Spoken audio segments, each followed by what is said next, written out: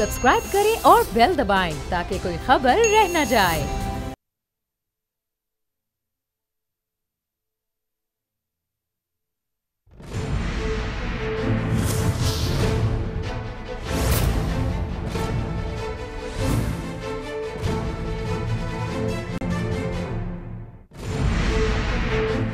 मेरी जंग उसामा गाजी के साथ में आज आप जान सकेंगे। चेयरमैन नैब को धमकियां, किसमें हिम्मत। IMF का ऊंट किस करवट बैठेगा, लें या इनकार कर दें। भिखारियों के पास चॉइस नहीं होती। PTM में पड़ गई फूट। लाड़काना में एड्स का मर्ज, जिम्मेदार कौन। अस्सलाम वालेकुम, मैं हूं मोहम्मद उसामा गाजी और यह है मेरी जंग। किसमें है इतनी हिम्मत कि वो चेयरमैन नैब पर धौंस जमाए।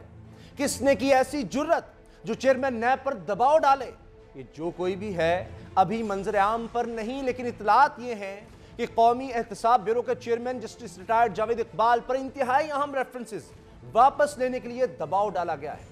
चंद रोज पहले साबिक सदर आसिफ अली जरदारी का कहना था कि नैब और मईशत साथ नहीं चल सकते। सवाल यह है कि या तो नैब चलेगा या फिर इकोनॉमी चलेगा, दोनों साथ नहीं। आसिफ जरदारी के इस बयान के जवाब में चेयरमैन नैब ने कहा था कि नैब और करप्शन साथ नहीं चल सकते। नैब और करप्शन साथ साथ नहीं चल सकते। नैब और मईशत साथ साथ चल रहे हैं और साथ साथ चलेंगी। और साबिक वज़ीर-ए-आज़म नवाज शरीफ कहा कि वो मुतल्लिका रेफरेंसेस वापस लें। ताहम इनका कहना था कि वो सिर्फ अल्लाह ताला और नबी करीम सल्लल्लाहु अलैहि वसल्लम के अलावा किसी से नहीं डरते। ज़राए के मुताबिक चेयरमैन नैब ने तमाम दबाव को खातिर में न लाते हुए अपने फ़राइज़ की अदायगी जारी रखी। इनकी जानिब से दबाव को मुस्तरद करने के बाद सोशल मीडिया पर कुछ तस्वीर जारी की गई जो इंतहाई महारत और कारीगरी से तैयार की गई थी। ज़राए के मुताबिक चेयरमैन नैब इन इतलात में सदाकत की तस्दीक करते हुए तबसरा करने से गुरेज कर चुके हैं। चेयरमैन नैब ने इस अज़्म का इजहार किया कि वो बिला खौफ व खतर आइन और कानून के मुताबिक फ़राइज़ सर अंजाम देते रहेंगे। बाज़ ज़राए ये भी दावा कर रहे हैं नए डिप्टी चेयरमैन नैब हुसैन असगर की तैनाती भी दबाव की एक शक्ल है। चेयरमैन नैब की हुकूमत और अपोजिशन के खिलाफ करप्शन की बिला इम्तियाज तहकीकात से भी बहुत से हल्के नाला हैं। करप्शन के खिलाफ एहतसाब का नारा लगाकर इक़्तिदार में आने वाली जमात के अहम रहनुमा और रुकन कौमी असम्बली सदाकत अली अब्बासी से इस अहम खबर पर बात करते हैं। सदाकत अली अब्बासी, हो रहा है क्या हुकूमत दबाव डाल रही है चेयरमैन नैब पर। बहुत शुक्रिया जी। देखें, नैब के चेयरमैन ने कोई इशारा तो नहीं दिया, आपके अंदाज़ा है। मैं आपको बताना चाहता हूँ कि PTI का अकाउंटेबिलिटी प्रोसेस जिस पे PTI बनी है और हमारी जो 22-23 साल जद्दोजहद है, अगर इमरान खान साहब की पहले दिन की तकरीर सुने और आज की सुने और उसमें जो बात बार बार रिपीट हो रही है वो कि इस मुल्क को लूटा जा रहा है, इस मुल्क को लूटा जाएगा और एक वक्त ऐसा आएगा जब पाकिस्तान को के लिए बहुत मुश्किल हो जाएगा सर्वाइवल। जो आपने देखा कि रीसेंट टाइम में बड़ी महंगाई और बड़ी आपकी मईशत के बारे में बड़े ज़्यादा शकूक व शुबात पैदा हुए, तो वो कभी हो नहीं सकता कि PTI कभी किसी को अकाउंटेबिलिटी से रोके। आपको पता है अलीम खान अरेस्ट हो गए, कोई हमारी तरफ से रिस्पांस नहीं आया। हमारे कुछ वज़ीरों को फारिग कर दिया गया अगर उनके बारे में कोई कारकर्दगी या कोई और किसी का तरह का इल्ज़ाम लगा। हमारे 1-2 वज़ीर के ख़िलाफ़ नैब रेफरेंस हुए, उनकी वजारत चली गई। तो ये हरगिज़ आउट ऑफ पॉसिबिलिटी है कि PTI के गवर्नमेंट जो है वो अकाउंटेबिलिटी के प्रोसेस को रोके। वो शायद माजी में था कि हुकूमतें कहती थी इनके हम पर काटेंगे, इनके नाखून काटेंगे, ये पगड़ियों उछालते हैं। ये आज हमारी हुकूमत की तरफ से कभी भी नहीं आया। हम एहतसाब के अमल को भरपूर सपोर्ट करते हैं, बल्कि हम तो ये भी कहते हैं कि किसी को भी कोई NRO नहीं दिया जाएगा। मगर देखिए ये बात तो है, धमकियां मिल रही हैं और अगर चेयरमैन नैब को धमकियां दी जा सकती हैं, आईनी ओहदा है, तो बाकी फिर किस खेत की मूली है। क्या खाक एहतसाब होगा इस मुल्क में, बाकी किसी की फिर क्या औकात है अगर इस ऐसी पोजीशन पर किसी शख्स को धमकियां मिल रही हैं। बिल्कुल आप सही कह रहे हैं। हम माजी में हमारा मौक़िफ़ ये रहा है कि जितने ये इदारे इंडिपेंडेंट इदारे हैं, जितने ये ऑटोनमस इदारे हैं, ये भी हुकूमत वक्त की ग़ुलामी करते हैं और ये आज़ादी से काम नहीं करते। अगर नैब के चेयरमैन ने ये बात की है तो उनको मज़ीद वज़ाहत भी करनी चाहिए। अगर इतनी बात हो जाए कि जी प्रेशर है, तो वो प्रेशर कहाँ से है, किस से है, किस पार्टी से है, किस इंडिविजुअल से है, आया हुकूमत से है या कहाँ से है, वो जब तक वज़ाहत ना करें तो ये क्या सराही है और ये एक सीरियस संजीदा मामला है। इस पर मेरा ख्याल है क़यास राई से बात नहीं करनी चाहिए, क्योंकि ये कह देना कि हुकूमत एहतसाब नहीं करने देती, ये बहुत बड़ी बात है। या किसी और इदारे पे या किसी और शख्सियत पे भी इल्ज़ाम लगा देना और उसकी डिटेल ना बताना, ये ख़तरनाक है। लिहाजा नैब के चेयरमैन ने इतना बताया, वो मज़ीद वजाहत भी करना अगर मुनासिब समझें तो इससे ज़्यादा बेहतर हो जाएगा। और अगर हुकूमती किसी शख्सियत या किसी वजीर ने कोई ऐसी कोशिश की है तो उसके खिलाफ तो ये मसला भी है कि जिस तरह कहते हैं कि नैब और मईशत साथ नहीं चल सकते, कारोबारी तबका परेशान है। जिस तरह अभी आते ही शबर रज़ा साहब ने हमने देखा कि उन्होंने शबर जैदी साहब ने कहा कि जी कारोबारी तबका हरास होता है, तो FBR में उन्होंने चेंजेस लेकर आए कि किसी को का अकाउंट नहीं बंद किया जा सकता। तो यही काम शायद नैब भी कर रहा है कि मईशत की जो बुरी हालत है इसकी बड़ी वजह भी नैब हो सकता है। नहीं, वो मसल में मईशत और करप्शन साथ नहीं चल सकते, जो नैब के चेयरमैन ने जवाब भी दिया। बात यह है कि आज हम यहाँ पहुँचे हैं वो बेपनाह कर्ज़ों की वजह से पहुँचे हैं, बेपनाह जो कर्ज़ों का मिसयूज़ हुआ वहाँ से पहुँचे हैं, किकबैक्स और करप्शन हुई और मनी लॉन्ड्रिंग हुई उसकी वजह से पहुँचे। लिहाजा नैब का प्रोसेस दो तरीके हैं, एक तो है कि नैब जो है वो लूटी हुई रकम वापस लाए, वो तो शायद थोड़ा सा अभी एकदम से मुमकिन नज़र नहीं आ रहा, लेकिन कम अज़ कम नैब की इन कार्रवाइयों से जो लोग करप्शन कर रहे थे, जो करप्शन का ऑन गोइंग प्रोसेस था, वो ज़रूर रुका है। और उस पर एक बात ये भी नज़र आ रही है कि कुछ लोग खौफ में भी आए हैं, कुछ इदारों के काम भी स्लो हुए हैं, ख़ासकर आपका जो ये आपका रियल एस्टेट का बिज़नेस है इस पर इम्पैक्ट आया है। लेकिन हम समझते हैं कि अब नैब का जो शुरू दिन का प्रोसेस था उसके बाद खौफ ख़त्म होता जा रहा है और इकॉनमी अपने रिवाइवल की तरफ जा रही है, चीज़ें पॉजिटिव हो जाएंगी। जो ही हमारा नया पाकिस्तान हाउसिंग पे काम शुरू होगा और उससे एक मल्टीप्लायर इफेक्ट इकॉनमी में आएगा, तो इंशाल्लाह इकॉनमी ऊपर जाएगी। थोड़ी सी हुई है, स्लो हुई है, लेकिन वापस रिवाइव भी करेगी और इंशाल्लाह कर्ज़ों से निजात दिलाने पे इकॉनमी अपने पाँव पे खड़ी होगी। फिर हम लोगों को जो है वो रिलीफ दे सकते हैं, सब्सिडी दे सकते हैं, और जो हमारा एहसास प्रोग्राम है, गुरबत मटाओ प्रोग्राम, इंशाल्लाह उसका स्कोप भी बड़ा करेंगे। हेल्थ कार्ड भी इंशाल्लाह पूरी आबादी को अवेलेबल होगा कि हर शख्स जो है उसकी हेल्थ इंश्योरेंस होगी, बीमारी के वक्त उसको इलाज लेकिन सदाकत लिबासी साहब, एक हकीकत आपको याद होगा, इमरान ने कहा था, बड़ा मशहूर जुमला हुआ था कि मेरे पास में हो तो मैं 50 अब तक लोगों को अंदर डाल चुका होता, 50 मुल्क के अंदर डाल चुका होता। तो नैब से ना हुकूमत खुश है ना अपोजिशन खुश है, तो चेयरमैन नैब जाएं तो जाएं कहाँ? अगर आपको एक बंदा सख्त कह रहा हो, बहुत सख्त कह रहा हो और दूसरा बहुत नरम कह रहा हो, इसका मतलब आप तकरीबन बैलेंस हैं। लिहाजा हम समझते हैं कि नैब के जो चेयरमैन हैं उनको और सख्ती करनी चाहिए, जबकि अपोजिशन कहती है कि वो बहुत सख्त हैं। इसका मतलब मेरा ख्याल है वो बिल्कुल ठीक है और ऐसा कोई इरादा नहीं है कि नैब के प्रोसेस को रोकना।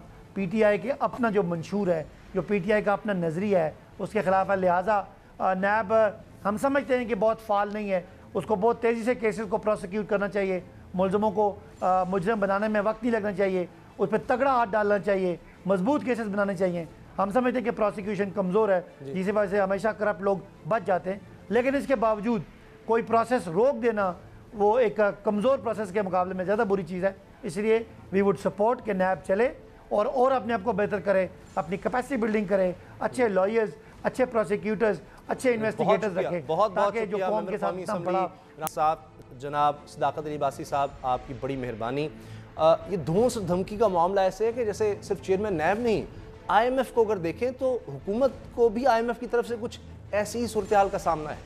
खबर यह है कि IMF से कर्ज लेने के मामले पर हुकूमत और ख़ास तौर पर वज़ीर-ए-आज़म इमरान खान गू-मगू का शिकार है और यह मखमसा पाकिस्तानी मईशत को बहुत महंगा पड़ रहा है। कारोबार तबाही के दहाने तक आ पहुंचे हैं, दौर की बुलंद परवाजी जारी है, महंगाई आवाम के कसबल निकाल रही है और माशी तरक्की की निशानदेही करने वाली स्टॉक मार्केट नई पस्तियों में गिरती जा रही है। सरे दस्त सरमाकारों के 400 अरब रुपए डूब चुके हैं और हुकूमत इस गू-मगू की कैफियत से ना निकली तो शायद कई 100 अरब और डूब जाए। हकीकत यह है कि वज़ीर-ए-आज़म इमरान खान कर्ज की मैं भी पीना चाहते हैं और खुददारी का फुंदना भी सर सजाना चाहते हैं। इस ख्वाहिश की तकमील सरे दस्त तो मुमकिन ही नहीं। हकीकत यह है कि हुकूमत मिलने से पहले इमरान खान IMF से कर्ज लेने के बारे में जो शोला बयानी किया करते थे, उन्हीं शोलों की हिद्दत इन्हें IMF कर्ज से इनकार पर मजबूर कर रही है। जरा सुनिए आप भी जोश खिताबत सुनिए कि कैसा था और दावे कितने बड़े बड़े थे। ये कभी उम्मीद ना रखना कि अगर इमरान खान का आपका प्राइम मिनिस्टर हो तो भागा फिरे दुनिया में पैसे मांगते हुए, मैं खुदकुशी कर दूंगा बिना पैसे मांगे। पाकिस्तान कभी किसी से भीख नहीं मांगेगा। इमरान खान मर जाएगा लेकिन कभी भीख नहीं मांगेगा। हमने कभी ना अमेरिका ना IMF किसी से भिखारियों की तरह कर्जे नहीं लेने, एड नहीं लेनी। जो कर्जा देता है ना वो फिर आपकी आजादी ले जाता है, आपकी इज्जत ले चली जाती है। लेकिन जोश खिताबत और हकीकत में बड़ा फ़र्क हुआ करता है। ये फ़र्क इमरान खान को वज़ीर-ए-आज़म बनने के बाद पता चला। इसीलिए अब वही इमरान खान जो कशकोल शिकनी के दर्स दिया करते थे, IMF के से कर्ज की दलीलें तराश रहे हैं। अल्लाह का शुक्र है उसमें हम कामयाब हुए। सऊदी अरेबिया से एक ज़बरदस्त पैकेज मिल गया हमें और उसकी वजह से इंशाअल्लाह अब हमें उम्मीद ये है कि IMF से हम जब कर्ज़ा लेंगे भी तो वो हमें इतना ज़्यादा हमारे ऊपर बोझ नहीं पड़ेगा। मैं इंशाअल्लाह आने वाले दिनों में आपको और भी खुशखबरी सुनाऊंगा। हमारी और भी 2 ममालिक से बात हो रही है और इंशाअल्लाह उनसे हमें इसी तरह का पैकेज हम एक्सपेक्ट कर रहे हैं। लेकिन ना पहला रद्द-ए-अमल दुरुस्त, ना दूसरा दावा हकीकत। सच और कड़वा सच ये है कि 8 महीने तक वज़ीर-ए-आज़म इमरान खान IMF से बचने के लिए कशकोल लेकर दोस्त ममालिक के तरले मिन्नतें करते रहे, हाथ फैलाया, एहसान का बोझ उठाया, लेकिन IMF का जिन फिर सामने खड़ा था। अब फिर इस मामले पर अफवाहें गर्म हैं कि वज़ीर-ए-आज़म इमरान खान को IMF की सख्त शराइत कबूल नहीं। सियासत के मैदान में इसे पॉइंट स्कोरिंग कहा जा रहा है। जवाब इसका सोशल मीडिया पर यह दिया जा रहा है कि भिखारियों की भी भला कोई पसंद होती है। शराइत कबूल नहीं तो आप अपने घर राजी, IMF अपने घर खुश। लेकिन ये तो मुआशी गुत्थी को सुलझाने वाले ही जानते हैं कि IMF के बगैर गुजारा नहीं। इस कर्ज के लिए हुकूमत को बड़े पापड़ बेलना होंगे, अवाम पर महंगाई के ताबड़तोड़ हमले होंगे, तवानाई के शोबे से सब्सिडी और गर्दिशी कर्जों को कम किया जाएगा जिससे बिजली और गैस दोनों की कीमतें बढ़ जाएंगी। टैक्स वसूलियों की सूरत 700 अरब रुपए के इजाफे की तलवार चलेगी। ज़र मुबादला ज़खायर को हुकूमत सिर्फ बैरूनी अदायगियों के लिए इस्तेमाल कर सकेगी। रुपया अपनी कदर खुद तय करेगा। इन सारे इक़दामात से नया पाकिस्तान भी महंगाई से निढाल हो जाएगा। यही नहीं, IMF 40 इदारों की निजकारी का मंसूबा भी तलब कर चुका है। ऐसे में 1 करोड़ नौकरियां तो रहीं एक तरफ, बेरोजगारी की बारिश मुतवक्के है। इस बारिश से अगर अवामी जज्बात ने तूफान की शक्ल इख्तियार कर ली तो फिर क्या होगा, इसी पर बात होगी। हमारे साथ हैं मुस्लिम लीग नून के वज़ीर मुमलिकत राना अफजल साहब। राना साहब, बहुत तनकीद में आपने सुन लिया, मैंने भी बड़े सख्त अल्फाज इस्तेमाल किए, लेकिन IMF की शराइत पहले भी आपकी हुकूमत ने, दीगर तमाम हुकूमतों ने मानी जब IMF के पास गए और माशाल्लाह सभी गए हैं। अब मौजूदा हुकूमत भी मानेगी, वज़ीर-ए-आज़म लाख ना चाहे मानना पड़ेगा। देखें, इस दफ़ा वो पहले वो फ्लेक्सिबिलिटी शो कर देते थे, इस दफ़ा इनके जो बयानात हैं ना, इन्होंने पहले कहा अगर नवाज शरीफ गवर्नमेंट को देंगे तो हम पैसे वापस नहीं करेंगे, खुदकशी की बातें। फिर जो इसका ट्रैक रिकॉर्ड है, यू टर्न जिसको हम कह देते हैं, बेसिकली समरसॉल्ट है, आप मुकर जाते हैं, आप झूठ बोलते हैं, कमिटमेंट आपकी नहीं होती। तो वो मतलब कॉन्शियस है इस चीज़ के कि ये जो प्रोग्राम है उनको पता है कि 3-4 जो रिव्यूज़ से आगे जाना नहीं है। तो पहला प्रोग्राम था जो नवाज शरीफ गवर्नमेंट ने, हमारी गवर्नमेंट ने पूरा किया था और बड़ी टफ़ कंडीशंस थी, लेकिन हमने मतलब IMF और उसकी वजह थी कि हमारी रिकमेंडेशन इतनी स्ट्रॉन्ग हुई कि हमें लोग कह रहे थे कि जी ये दुनिया की 16 इकोनॉमीज़ या 20 इकोनॉमीज़ में शामिल हो जाएंगे। तो कमिटमेंट की बात है, इनकी राना साहब देखिए, इसहाक डार साहब ने कहा था हमेशा के लिए IMF को खुदा हाफिज कह दिया हमने, लेकिन हकीकत तो ये है, सच ये है कि अभी भी IMF को आपकी हुकूमत से लिए गए पैसे वापस देने हैं। नहीं, वो तो जाहिर है, तो कंटिन्यू करते हैं, मतलब दे रोल ओवर चलते रहते हैं। और इसहाक डार तो 1 साल, देखें हमारा जो हाईएस्ट पॉइंट था वो 2017 था जब पनामा आया। पनामा के ऊपर रशिया ने कहा कि ये हमारी इकॉनमी बर्बाद कर देगा, चाइना ने कहा ये शरारत है, इंडिया ने पनामा के सबके नाम थे, लेकिन पाकिस्तान की फ़ौज ने उसको ऑन किया। उन्होंने कहा नहीं जी ये तो नो इन्होंने, और उनका बेवकूफ़ों का ये ख्याल था कि इकॉनमी अब इतनी स्ट्रांग हो गई कि दुनिया कह रही है पाकिस्तान की इकॉनमी ठीक हो गई है, तो ये तो पक्का काम हो गया, अब इनकी टांगें काट दो। उस दिन से आप डाउन जा रहे हैं। आप चेक कर लें फिगर्स अपने। 2017 आपका हाईएस्ट पॉइंट था, वहाँ से लेकिन देखिए IMF पर राना साहब बात हो रही है ना, वो पनामा का आपने देखा, वो तो अब पूरी वर्ल्ड में एक स्कैंडल आया, सबने माना कि करप्शन के पैसे थे, अब उनको कोई भी जायज़ नहीं कह सकता। लेकिन IMF के प्रोग्राम के बाद अब ये भी तो है कि world bank, Asian development bank, ये सब भी कर्जे देने को तैयार हो जाएंगे।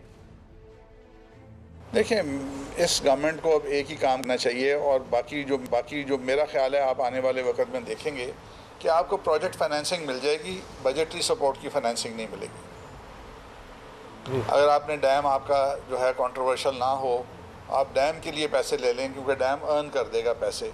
अदरवाइज़ अब इस हुकूमत में पैसे अर्न करके वापस देने वाली बात नहीं है। ना इन्होंने इंडस्ट्री लगाई है, ना टैक्स बेस को बढ़ाया है। जब तक ये चीज़ें नहीं हो जाती हैं, और इसी चीज़ की वो कमिटमेंट ले रहे हैं। अगर आपके टैक्स नंबर्स जो टैक्स पेयर्स के वो सही हो जाएंगे, आप 4,000 अरब से 5, अगर देखें, मैं आपको आज ये प्रोग्राम में भी बात करूँगा, 500 अरब तो टैक्स कलेक्शन काम है। अगर हमारी स्पीड से ये जाते 1,000 अरब टैक्स कलेक्शन बढ़ जाती, 4,000 की जगह 5,000 होती, तो 5,000 का मतलब 1,000 वो जो बढ़ जाता और 500 जो कम किया। 1,500 अरब कितने डॉलर हैं? 11 अरब डॉलर हैं। इन्होंने कितने पैसे अभी तक इकट्ठे किए हैं? 6-7 इन्होंने मांग ढांग के किया, 6 अभी ये मांग रहे हैं। तो अगर आपके पास अपना 11 अरब होता, 9 महीने इन्होंने सर नीचे करके सिर्फ टैक्स नेट बढ़ाने पे कोशिश की होती और नए लोगों को टैक्स में लेके आते, तो क्या आज पाकिस्तान का ये हाल होता? हम इनसे पूछते हैं, आप बताएं कि आपने 9 महीने में क्या किया? ये कहते हैं जी आप डाकू थे, आप खजाना खाली कर गए। पूछे आपने 9 महीने में क्या किया? राना साहब, आपने कितने टैक्स चोर पकड़े? आपकी हुकूमत ने कितने पकड़ा, कि कितने लोग टैक्स नेट में आए? वहां भी यही हाल था। देखिए, मेरे पास आज की थोड़ी सी खबरें हैं जो मुझे मिल रही हैं। ये जो अभी इतने हालात ख़राब हुए हैं और ये जो अप एंड डाउन हो रहा है, नैब शैब हो रहा है, तो काफ़ी सारे लोग वॉलंटरी टैक्स नेट में आए हैं। अच्छा, इस वक्त आ गए हैं। इन्होंने तो कोशिश ही नहीं की। अच्छा। आज वक्त था कि प्यार मोहब्बत से लोगों को कहते कि यार मिनिमम जिसके पास बिजली का, गैस का कमर्शियल कनेक्शन है, दुकानदार है, वो 2,000 रुपया महीना, 24,000 रुपया साल का नहीं दे सकता। एक नौकर 12-15 हज़ार में मिलता है, सफाई करने वाला, दुकान की सफाई करने वाला। तो 2,000 रुपये अगर आप शुरू करते हैं, उनको टैक्स नेट में लेके आएँ, ग्रेजुअली बिल्डअप करें। किया ही कुछ नहीं। मुझे बताएं ना कि टैक्सेशन सिस्टम पे क्या किया इन्होंने। लेकिन देखिए, जो पिछले 11 साल में कहा या गुज़श्ता 20 साल 30 साल कई दिहाइयों से नहीं, क्या 9 महीने में ये टैक्स नेट बढ़ा दे, ये हुकूमत मईशत को बेहतर कर दे, FBR सारे इदारों को, इनकम टैक्स को, कस्टम सबको ठीक कर सकती है ये हुकूमत 9 महीने में? एब्सोल्युटली आप मीटिंग्स करते हैं, आप लोगों के पास वो स्कीम अभी तक ले आते हैं कि जो अभी आएगा उसको 5 साल का हम हॉलीडे दे रहे हैं। वो पहले साल 2,000 रुपये महीना, अगले साल 2,000, 2,500, अगले साल 2,500, 5 साल उनको कुछ नहीं पूछा जाएगा। आप देखें आपकी इकॉनमी, मतलब कुछ तो यार, मतलब ये तो मैं सोच रहा हूँ, हम ये करने जा रहे थे बाय द वे। जितने करोला गाड़ी खरीदता है जो बंदा, 25-30 हज़ार 40 हज़ार उस गाड़ी की मेंटेनेंस कॉस्ट नहीं है 7 महीने की, तो 4 लाख रुपया नहीं बनता साल का। उसको कहते हैं जी आपको 2,000। एक बात वज़ीर आज़म की माने, एक बात वज़ीर आज़म की आपको मानना पड़ के सख्त मजबूरी में, परेशानी की हालत में IMF के पास जा रहे हैं, नहीं जाना चाहते थे, ये वाज़े है। अब भी उनको लग रहा है कि मुश्किल फैसले हैं, इसी वजह से शायद देर हो रही है। यार कोई देखें, ये जो कोशिशें हैं ये प्रैक्टिकल कोशिशें नहीं है, ये ड्रामा है, ये एक्टिंग है। इन एक्टिंग की वजह से ये प्राइम मिनिस्टर बन गया, इस एक्टिंग की वजह से ये फ़ौज को बेवकूफ़ बना गया, आवाम को बेवकूफ़ बना गया, और बीच में अंदर उसके है ही कुछ नहीं। और आज भी जब खड़ा होता है तो उसको वही कंटेनर वाली बातें आती हैं। मुझे बताएं, कोई सॉलिड उसने इकॉनमी के बारे में बात की है आज तक? कोई सॉलिड किसी पॉलिसी के बारे में बात की है? मदीना की रियासत बना रहा है, कलमे पढ़ने की कोशिश कर रहा है। This is all bullshit. अच्छा, लेकिन ये बताएं, मईशत में बेहतरी आप कब IMF जो है शायद उसकी सख्त होंगी, लेकिन वो ये तो करेंगे कि जनाब इस मुल्क में इतनी ताकत आ जाए, इसकी मईशत में ताकत आ जाए, ये कर्ज लेने के बाद इसको वापस करने में काबिल हो जाए, तो इतनी तो वो कहीं बेहतरी आ सकेगी। देखिए, मुझे ये लग रहा है कि आपको आईएमएफ जो है काफ़ी शिकंजे में रखेगा, और अगर आईएमएफ का प्रोग्राम हम ले लेते हैं और ये मुश्किल वक्त गुजार लेते हैं तो आपकी इकॉनमी के अंदर कुछ पैरामीटर्स के ऊपर आपके अच्छे बैलेंसेस आ जाएंगे। आपकी डेवलपमेंट 2-3 साल भूल जाएं, जो सड़कें टूट गई हैं वो 2-3 साल तो आप भूल जाएंगे वो मरम्मत होंगी, या आप कोई नया बिजली घर लगाएंगे, या आप देखें बिजली घर तो आपके सरप्लस हो जाएंगे, क्योंकि आपकी इकॉनमी जब नीचे आ जाएगी, आपकी कंजम्पशन नीचे आ जाएगी, आपकी एम्प्लॉयमेंट नहीं होगी आपके, बल्कि लोग जो एम्प्लॉयड हैं वो फारग होंगे। अगले 2-3 साल भूल जाएंगे, कोई किसी बच्चे को नौकरी नहीं मिलेगी या ऐसा होगा। राना साहब एहसन इकबाल साहब हों, अभी आप साबिक़ वज़ीर-ए-आज़म शाहिद खान अब्बासी हों, सब लोग कह रहे हैं, नून लीग की सीनियर लीडरशिप जो नई बनी है कि जनाब नए इंतखाबात, यहाँ तक कि जी मार्शल लॉ लग जाएगा वरना अगले साल नए इंतखाबात, तो उससे तो मईशत और तबाह होगी। आप इनको 5 साल दें, अगर परफॉर्म नहीं करते लोग खुद रिजेक्ट कर देंगे, लोग याद करेंगे अच्छा जी नून लीग को हम वोट दे देते हैं, तो आप वेट तो करें। आप यार क्या बात कर रहे हैं आप क्या बात कर रहे हैं। इंडिया इज़ ग्रोइंग एट 7.5%, वो आपका दुश्मन है, और आप अपने जितने बच्चे पैदा करते हैं वो आपका ग्रोथ रेट हो गया, and you are falling behind. और जिस दिन वो फैसला करेंगे कि पाकिस्तान के ऊपर $20 बिलियन खर्च करना है, उस दिन वो आपको और 100 साल पीछे ले जाएंगे। अफगानिस्तान में लोग जिंदा नहीं है, इथोपिया में जिंदा नहीं है। तो राना साहब क्या हुकूमत गिराने कराने से मसला हल हो जाएगा? नहीं, हम कब गिरा रहे हैं यार, हम नहीं गिरा रहे। ये तो अवाम जब आप मुझे बताएं कि अभी क्या इस बजट के बाद क्या ख्याल है, अवाम घर में बैठेंगे? क्या हम उनको उकसा रहे हैं इस वक्त? आपके टीवी क्रूज जाते हैं, चौकों के अंदर इंटरव्यू लेते हैं, क्या कहते हैं लोग? मेरे पास जो लोग आते हैं, अब ये रमज़ान शुरू हुआ है, मांगने वालों के आप हालात देखें। जॉब्स के लिए लोगों ने अपने बच्चों को 4-4 साल BBA और पता नहीं BSc ऑनर्स और कौन सी डिग्रियां जमा पूंजी लेके दिए हैं, बेचारों को क्लर्की की नौकरी नहीं मिल रही। रोज़ हमारे पास होते हैं और हम शर्मिंदा होते हैं कि हम कुछ नहीं कर सकते। क्या करें? उधार मांगने वाले इतने आते हैं कि हम उनको उधार नहीं दे सकते। बहुत बहुत शुक्रिया राना अफजल, वज़ीर मुमलिकत, आपने हमें वक्त दिया। और अपोजिशन इस वक्त शदीद एहतजाज कर रही है कि IMF की सख्त शराइत हैं, हालांकि अभी तक फ़ाइनल नहीं हो सका कर्ज़ का, और हुकूमत भी परेशान है कि किन शराइत पर कर्ज़ लिया जाए, जबकि इतलात ये हैं कि तमाम चीज़ें फ़ाइनल हो चुकी हैं, सिर्फ अब ये समझे कि रस्मी ऐलान होना ही बाकी है। अगरचे हुकूमत उस पर भी परेशान है, लेकिन इसके अलावा चारा ही कोई नहीं था। तो अब मज़ीद कुछ अरसा मुल्क में मुश्किलात का सामना रहेगा आवाम को, जो पहले ही बहुत ज़्यादा परेशान है, मगर इसके अलावा दुख और अफसोस के साथ कहना पड़ता है कि चारा ही कोई नहीं है।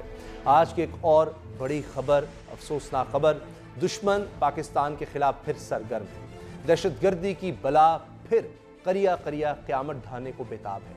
आज अमन दुश्मनों का इरादा फिर पाकिस्तान को आग से जलाने और खून से नहलाने का था, लेकिन सलाम आफरी है गवादर निजी होटल के गार्ड्स पर, जिसने जान का नजराना देकर दहशतगर्दों का हमला नाकाम बनाया, वरना कितनी बड़ी तबाही होती अंदाज़ा लगाना मुश्किल है। ये सच है कि पाकिस्तान दुनिया में वाहिद मुल्क है जिसने दहशतगर्दी के खिलाफ मुश्किल तरीन जंग जीती है, लेकिन इस कामयाबी पर पहरा देना वक्त की अहम तरीन ज़रूरत है। दहशतगर्दी के बढ़ते वाक़यात नेशनल एक्शन प्लान पर भी सवाल उठा रहे हैं कि क्या इसमें असर हाजिर के तकाज़ों के मुताबिक तब्दीलियों की अगर ज़रूरत है तो क्या ऐसा कुछ किया भी जा रहा है? आज ही वज़ारत दाखिला ने मज़ीद 11 तंजीमों पर पाबंदी आयद करने का नोटिफिकेशन जारी कर दिया है। इंटरनेशनल मीडिया इल्ज़ाम ये लगाता रहा है कि कल अदम तंजीमें पाबंदी के बाद नाम बदल कर सरगर्म हो जाती हैं। उम्मीद है वज़ारत दाखिला के आज के इक़दाम में इस बात को मद्देनज़र रखा गया होगा, लेकिन सवाल ऐसी तंजीमों का भी है जो नाम पश्तूनों के तहफ़्फ़ुज़ का लेती हैं, लेकिन हमला मुल्क की सालमियत पर करती हैं, इदारों को तनकीद का निशाना बनाती हैं, संगीन और बेबुनियाद इल्ज़ामात लगाती हैं, ख़ास तौर पर उन इदारों को जो मुल्क की सलामती के तहफ़्फ़ुज़ के ज़ामिन हैं। सितम मुलाहिज़ा कीजिए कि मुल्क की सलामती के इदारों पर तनकीद करते हुए PTM लीडरान की ज़ुबान हर हद पार कर जाती है। इस बारे में हम बात करेंगे। जनरल रिटायर्ड अमजद शुएब साहब हमारे साथ होंगे, और गवादर में जो हमला हुआ जिसे अल्हम्दुलिल्लाह नाकाम बनाया गया है, इस बारे में बात होगी ब्रेक के बाद।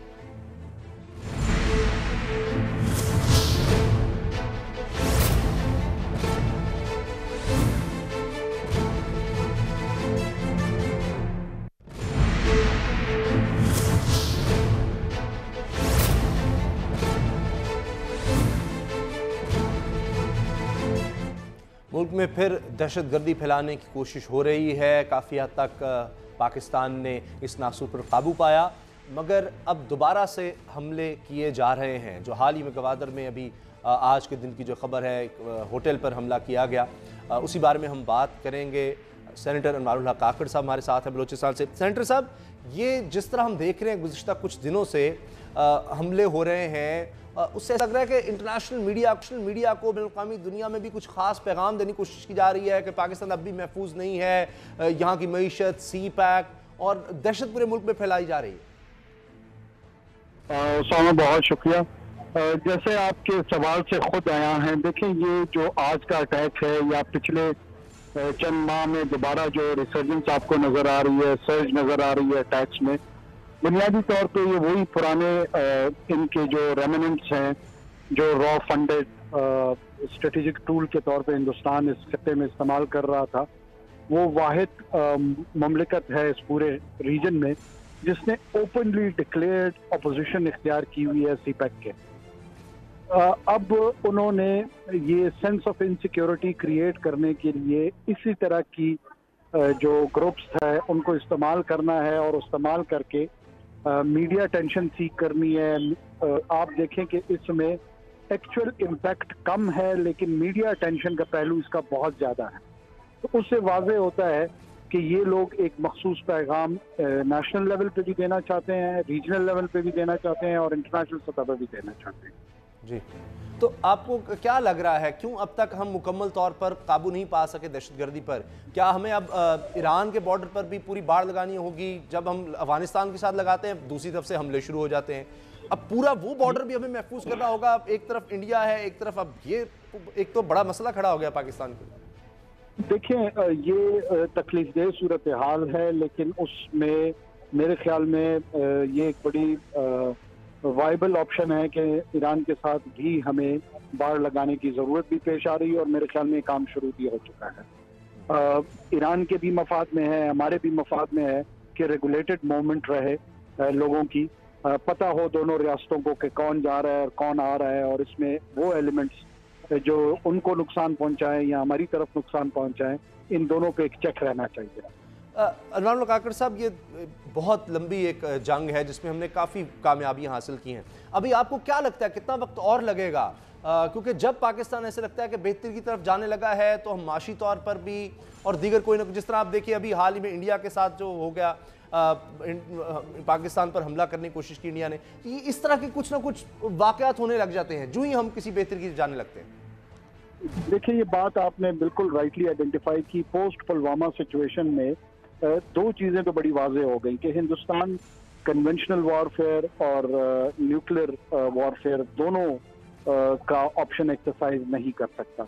तो तीसरा, उनके पास रह ही प्रॉक्सीज जाती हैं और उन प्रॉक्सीज को टाइम स्पैन देना कि कब तक हम उसको मैनेज करेंगे, कंट्रोल करेंगे। मेरे ख्याल में अल्हम्दुलिल्लाह कोई 90 to 95% आपने वायलेंस को मैनेज कर लिया है।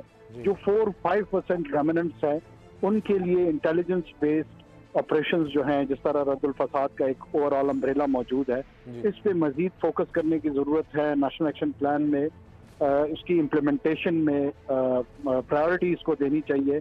IPOs इज द आंसर और प्रोएक्टिव अप्रोच इन ग्रोह के खिलाफ लेके जितने भी इंटेलिजेंस बेस्ड ऑपरेशंस हैं उनको बढ़ाना चाहिए और बढ़ाना पड़ेगा। जी, बहुत बहुत शुक्रिया सेनेटर जनाब अनवारुल हक काकड़ साहब। आपने एक तो ये दहशतगर्द है जो दहशतगर्दी कार्रवाइयाँ करते हैं और इनसे निपटा जा रहा है ताकत के साथ, लेकिन कुछ और तंजीमें जिसने अभी अनवारुल हक काकड़ साहब ने बात की, रॉ की, इस तरह से NDS की बात की जाती है कि अफगानिस्तान की जो एजेंसी है वो भी पाकिस्तान के खिलाफ काम कर रही है। और अभी हाल ही में आपने सुना कि PTM के बारे में भी कहा गया कि उनको भी बैरूनी फंडिंग मिल रही है, पश्तून तहफ़्फ़ुज़ मूवमेंट के नाम से जो एक नई तंजीम वजूद में आई।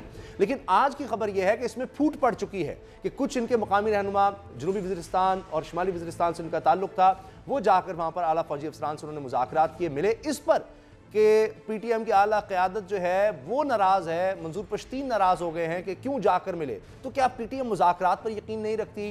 क्या उनके अंदर वाकई फूट पड़ चुकी है? इसके बारे में बात करेंगे जनरल टार्ड अमजद शेब साहब से। जनरल साहब, क्या वाकई PTM मुज़ाकरात पर यकीन नहीं रखती? वो तो कहते हैं कि जनाब हमसे बात नहीं की जाती, अब सेनेट में उनको बुलाया जाता है, कौमी असम्बली में बुलाया जाता है, अब जब उनसे मुज़ाकरात की बात हो रही है तो खुद ही एक दूसरे से नाराज़ होने की बात क्यों की जा रही है? बिस्मिल्लाहिर्रहमानिर्रहीम। देखिए, बात यह है कि ये हमें समझ लेना चाहिए कि जो कुछ ये कह रहे हैं दर हकीकत वो सारा कुछ वो नहीं है। उसके कुछ अज़ाइम और हैं। जो इनको रिक्वायरमेंट दी जाती है बाहर से वो कुछ और है। बाकी तो सब ये बहाना है कि आप ये बात कर लें, वो कर लें, किस्सा कहीं का कहीं चला जाए।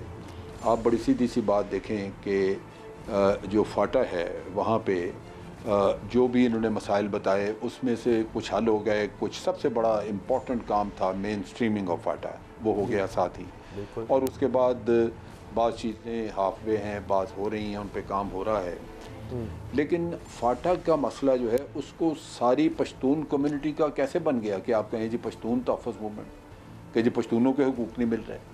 और जब आप पश्तूनों के हुकूक कहें तो KPK जो कि पश्तूनों की जगह है, वहाँ उन्हीं के इलेक्टेड लोग, उन्होंने वोट दिए, उन्होंने हुकूमत बनाई, वो उन्हीं की हुकूमत है। सही। अगर कोई शिकायत है तो अपनी हुकूमत से हो सकती है। उनको आप कहें कि जी ऐसे। लेकिन इस काम के लिए जर्मनी में जाके एक जलसा जुलूस करना, वहाँ पे नारे लगाने मुल्क के ख़िलाफ़, या जाके स्टॉकहोम में करना, या आप उसका पेरिस में जाके जलसा और इसी तरह जुलूस निकाल के प्ले कार्ड्स लेके तो अपने मुल्क के खिलाफ बात करें, वो ये बड़ी अजीब बात। और वहीं पर हम देखते हैं कि रॉब है, वहीं पर बलूचिस्तान के बारे में भी पहले वो एक्सपोज हुए, जाली उन्होंने वहां पर भी करवाए थे इस तरह के एहतजाज वगैरह। लेकिन बैरूनी फंडिंग का जो मामला है तो PTM कहती है जी सबूत लेकर आए। देखिए, अभी इस मामले में केस तैयार हो रहा है, सबूत के साथ हो रहा है। और ये चूँकि कहा गया है वाज़ेह तौर पे ISPR की तरफ से कि कानूनी तौर पे इस मामले को हैंडल किया जाएगा, बाकायदा केस लेके आएंगे। और उसमें भी मेरा ख्याल है सबसे पहले शायद पार्लियामेंट को कॉन्फिडेंस में लिया जाए, और पार्लियामेंट को कॉन्फिडेंस में लेने के लिए हुकूमत वक्त करेगी। हुकूमत वक्त को सारा केस जब मुहैया किया जाएगा तो वो पार्लियामेंट को कॉन्फिडेंस में लेंगे, और इसी तरह फिर आप उसका मुकदमा भी लेके जाएंगे। तो ये चीज़ तैयार की जा रही है। मेरा नहीं ख्याल कि इसके ऊपर कोई यानी आने वाले दिनों में इस पर पता लग जाएगा। ये बताएंगे क्या बाकी PTM में है ये जो खबरें आ रही हैं, कुछ कह रहे हैं कि जनाब ये जो मुज़ाकरात हुए मकामी इनकी PTM की लीडरशिप ने पूछा था मोहसिन दावड़ से भी, अली वजीर से, लेकिन मंजूर पुश्तीन कहते हैं मुझसे नहीं पूछा गया। ये फूट है? नहीं, ये ड्रामा है। नाराज़गी का इजहार करने का मतलब ये है कि आइंदा इनमें से जाके कोई बात ना करे। हालांकि बातचीत जो है वही रास्ता है। वो कहीं भी हम इंटरनेशनल अफेयर्स में भी यही बात करते हैं, हम अपने मुल्क के मामलात में भी यही बात करते हैं। अपोजिशन है, हुकूमत है, आपस में बातचीत करते हैं तो मामलात आगे चलते हैं। अगर बातचीत पे आप पाबंदी लगा दें तो फिर इसका मतलब यह है कि आप खुद अपने रास्ते बंद करके तो किसी और डायरेक्शन में जाना चाहते हैं। बहुत शुक्रिया तो ये उन्होंने एक नाराजगी दिया। खैबर पख्तूनख्वा की हुकूमत ने मुज़ाकरात की कोशिश की है, वहाँ भी PTM पता नहीं किधर खड़ी है, कुछ समझ नहीं आती। खुद मुज़ाकरात का कहते हैं और फिर बातचीत से ही भाग जाते हैं। सिंध में सूबाई असम्बली के इजलास के तवील तरीन सेशंस के रिकॉर्ड बन रहे हैं। इसी सेशन में 10 घंटे से ज़ायद जारी रहने वाले तवील तरीन इजलास का रिकॉर्ड भी बना। असेंबली फ्लोर पर तवील तरीन तकरीर का रिकॉर्ड भी सिंध के साबिक वज़ीर आला कायम अली शाह के पास है, जिन्होंने तकरीबन 3 घंटे तवील दौरानिए की तकरीर की। इन रिकॉर्ड्स को देखते हुए बिला मुबालगा ये कहा जा सकता है कि सिंध असेंबली गुफ्तार के गाजियों पर मुश्तमिल है, क्योंकि एक बहुत बड़ा इंसानी अलमिया वहाँ पर नज़र आ रहा है। और बिलावल भुट्टो जरदारी को वहाँ पर सिर्फ 18वीं तरमीम और सदारती निज़ाम की बहस से ही फुर्सत मिले तो वो अपने हल्के पर तवज्जो दे, जहाँ एड्स का मर्ज बेकाबू हो चुका है। रत्तो डेरों में 2 रोज के दौरान HIV से मुतासर होने वाले नए 121 केसेस रिपोर्ट हुए।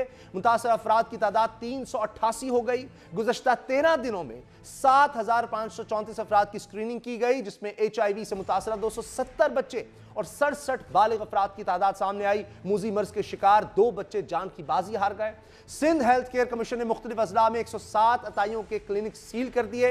रत्तो डेरों में तहसील अस्पताल में शहरियों की स्क्रीनिंग का अमल जारी है। दूसरी जानिब एड्स के फैलाव में मुबैना तौर पर कसूरवार समझे जाने वाले डॉक्टर मुजफ्फर से तफ्तीश का अमल जारी है। डॉक्टर मुजफ्फर के मेडिकल टेस्ट से मुतालिक सिंध एड्स कंट्रोल प्रोग्राम के सरबराह डॉक्टर सिकंदर का कहना है कि डॉक्टर मुजफ्फर बजिद हैं कि इनका HIV टेस्ट ना हो, और कानून कहता है कि इनसे ज़बरदस्ती टेस्ट नहीं लिया जा सकता।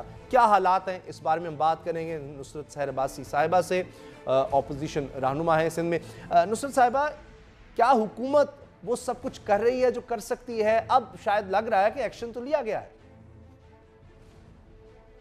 बहुत शुक्रिया उसामा, आपने बहुत अहम इशू उठाया है, क्योंकि इस इशू के हवाले से इस वक्त पूरी सिंध में बशमूल मेरा डिस्ट्रिक्ट खैरपुर, वहां पर भी इस कदर तशवीश है, लोगों में इस कदर खौफ हरास फैल चुका है, क्योंकि जब रत्तो देरों में ये अचानक एकदम से ये जाहिर हुआ, क्योंकि ये था तो बहुत पहले से ही ना। एक तो नेग्लिजेंसी तो ये है कि गवर्नमेंट जो रूटीन के हिसाब से ये सिलसिले चल रहे होते हैं, मुख्तलिफ प्रोग्राम्स के हवाले से ये कह तो देते हैं कि हेपेटाइटिस का प्रोग्राम है, वो पूरी सिंध में है, पूरी सिंध में हेपेटाइटिस के हवाले से बड़ी कारकर्दगी चल रही है और लोगों को उसको फैसिलिटेट कर रहे हैं, लोगों का इलाज हो रहा है, लेकिन हकीकत इससे बिल्कुल बरक्स है।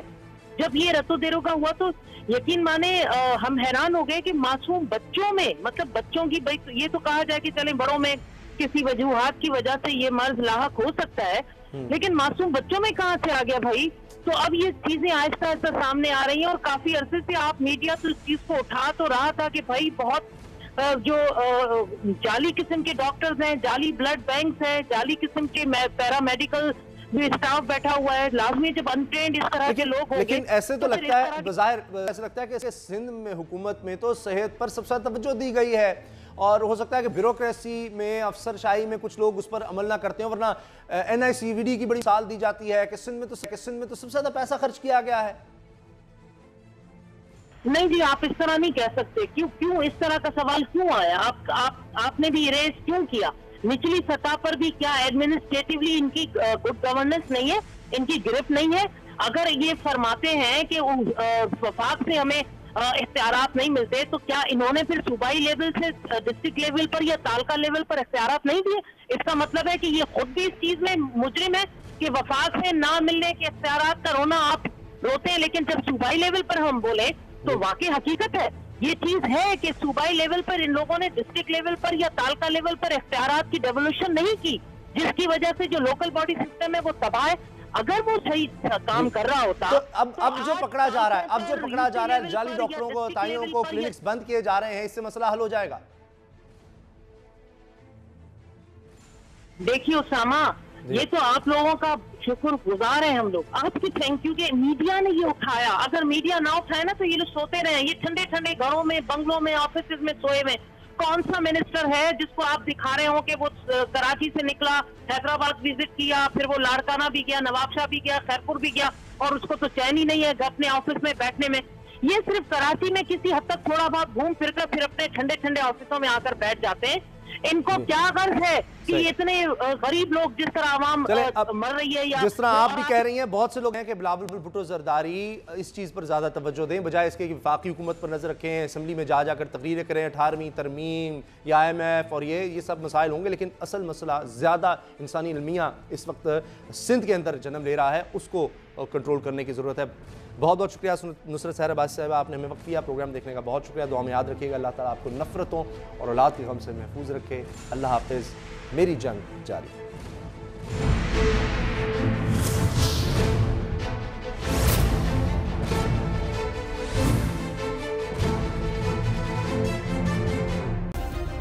सब्सक्राइब करें और बेल दबाएं ताकि कोई खबर रह न जाए।